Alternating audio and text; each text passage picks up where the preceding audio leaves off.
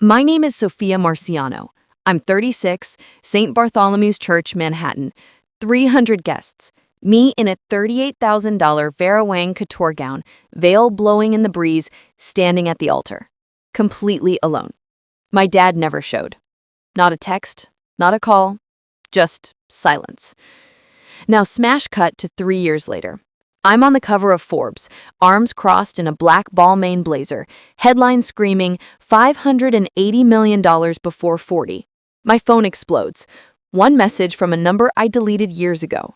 Sophia, saw the article. Really proud. Can we talk? That's when I smiled, turned the phone face down, and kept building my empire. Because the same man who said I was too ambitious to be a good daughter just watched his little girl become untouchable. He didn't come to my wedding, but the day my $580 million hotel empire hit the news, suddenly Daddy wanted back in. If you're ready to stop waiting for people to believe in you and start making them regret they ever doubted you, smash subscribe right now and comment what city you're watching from. This one's for every woman they said would never make it. My name is Sophia Marciano. I'm 36, born and raised in a cramped 2-bedroom apartment in Astoria, Queens. Single mom, 2 jobs, food stamps some months. My dad? He started a shiny new family in Connecticut the day I turned 9 and decided weekend visits were optional. Fast forward, like most American women, I graduated with $87,000 in student loan debt, dated guys who thought splitting the bill was foreplay, and heard the same broken record from everyone. Sophia, be realistic. Luxury hotels? That's for trust fund kids, not girls from Queens. I swallowed it. I played small. Until my wedding day. I begged him for one thing, walk me down the aisle. He promised. I spent months picturing that moment, Dad in his tux, finally proud.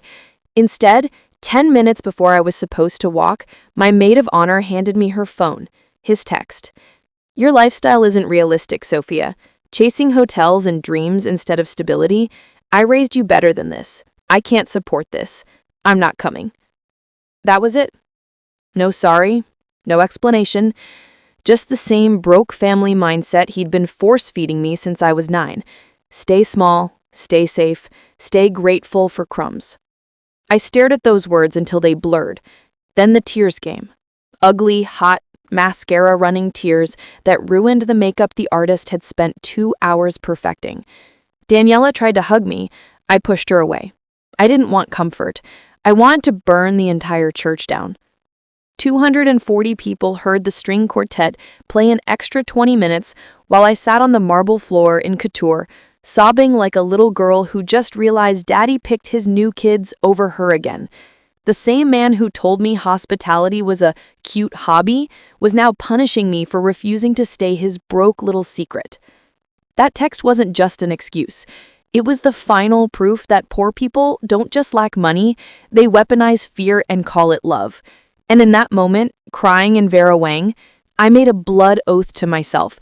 I would become so successful that his weakness could never touch me again. 72 hours after he left me at the altar, I ripped that $38,000 Vera Wang off its hanger, walked into the resale boutique on Madison Avenue, and sold it for $18,000 cash. Same day, no tears.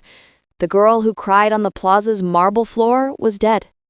I took that money, bought a one-way ticket to Miami, and put every cent down on a roach-infested, mold-stained 6-unit shithole on Collins Avenue that smelled like broken dreams and busted pipes. The broker laughed in my face. Little girl, this isn't Real Housewives. Go home. I slept on an air mattress in Unit 3B for 11 months straight. Ate chicken flavor Maruchan ramen so often my tongue went numb. Woke up at 4 a.m. to unclog toilets with my manicured hands because I couldn't afford a plumber.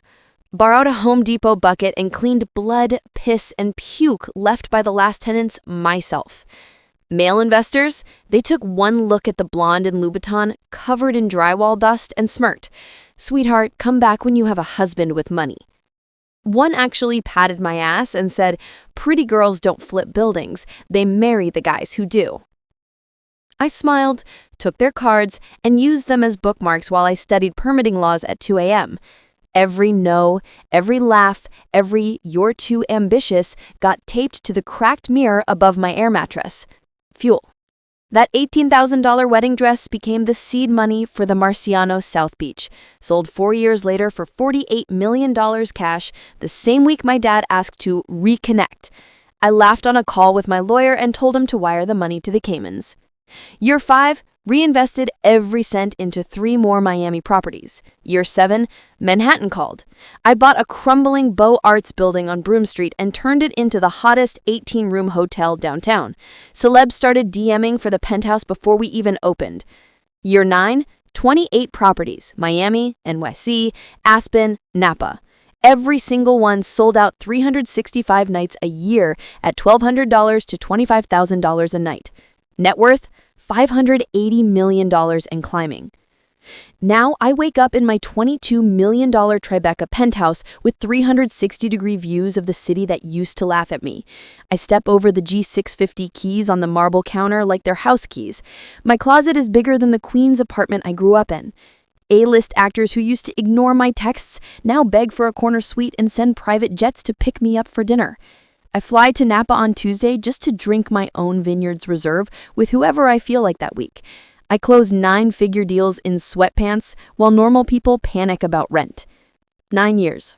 Air mattress to Gulfstream, ramen to Michelin. Fatherless to untouchable. That's what happens when a woman decides nobody gets to write her story but her. The Wall Street Journal dropped a cover story on a Thursday.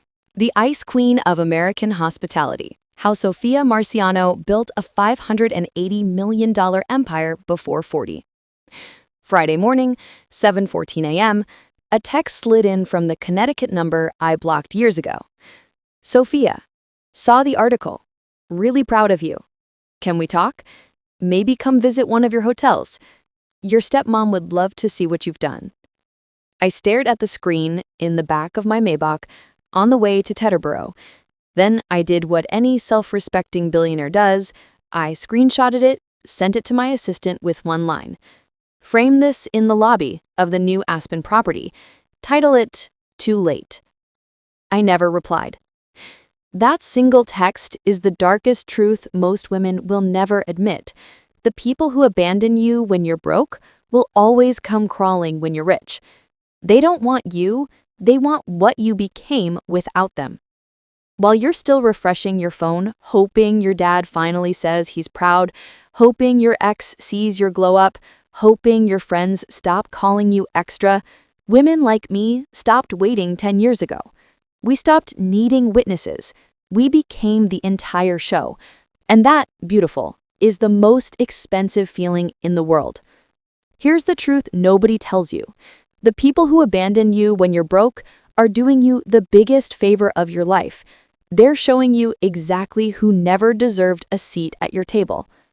Your dad, your ex, your friends who went silent when you started winning, thank them. They cut the dead weight so you could fly. I don't need my father's apology. I don't need anyone's permission, and neither do you. You only need one person to believe in you unconditionally. One person who will never betray you, never leave, never settle for less than everything. And baby girl, she's watching this video right now. She's you. Choose her. Bet on her. Burn the boats for her. Because the second you do, the empire begins. 3 mindset shifts turned betrayal into $580 million. 1. I stopped needing approval the day he didn't show up. 2. I turned every no into rocket fuel. 3. I bet everything on myself and never looked back. In 5 years, you'll either be the woman who forgave everyone who doubted her, or the woman who became so big they'll never reach you again. Choose right now.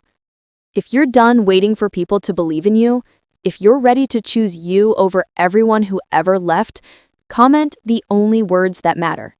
I choose me. Say it loud. Mean it. Then go build the empire they said you couldn't. I'll see you at the top.